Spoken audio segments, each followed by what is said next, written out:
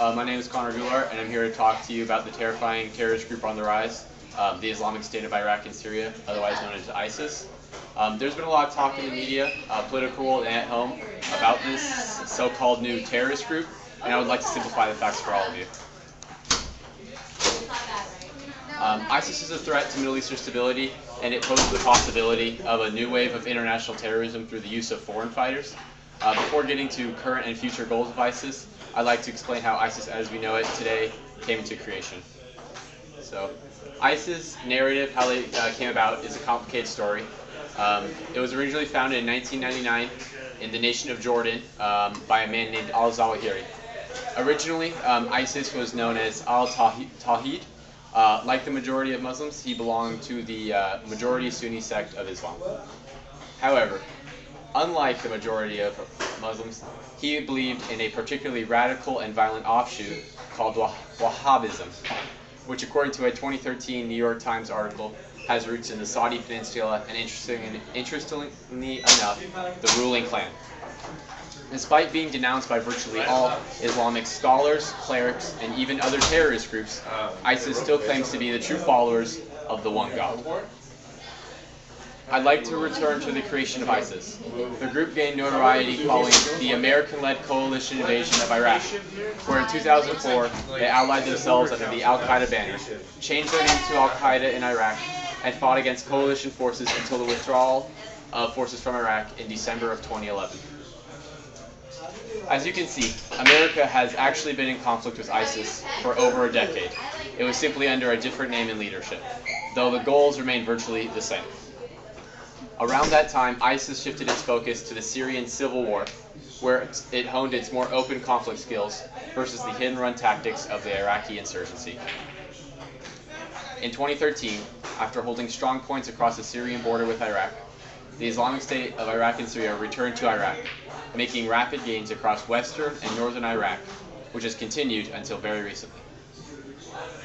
Now that you are familiar with the background of ISIS, I'd like to discuss the current holdings and goals of ISIS. A letter dated in 2004, obtained and released by the U.S. Office of National Intelligence, explained the goals of Al-Qaeda in Iraq was to first and foremost establish an Islamic caliphate. A caliphate is a nation led politically and religiously by a single figure. After repurposing the captured U.S. military equipment, they continued with their campaign across the Levant region, which spans across Iraq, Syria, and some parts of Israel, where according to ISIS, they have established their caliphate, with Abu al-Baghdadi as its leader. An elusive figure, the U.S. State Department has offered $10 million for information leading to his capture, which is the second highest of any international fugitive. ISIS demanded that Al-Qaeda and all other extremist Islamic terrorist groups, including Hamas, the Taliban, and groups across Africa and northern the Middle East, swear allegiance to them or be branded as infidels and face execution of their own. Also, ISIS imposed their own version of strict Islamic rule, surpassing even the Taliban in their brutal execution of their will, which includes public beatings and executions for those who displease them. However, virtually all Islamic leaders have criticized their declaration of a caliphate, calling it a sham and a disgrace. A fortified land base is very important to their current goals. The land they hold allows them to sell oil on the black market, which funds their operations, according to a report by the U.S. military.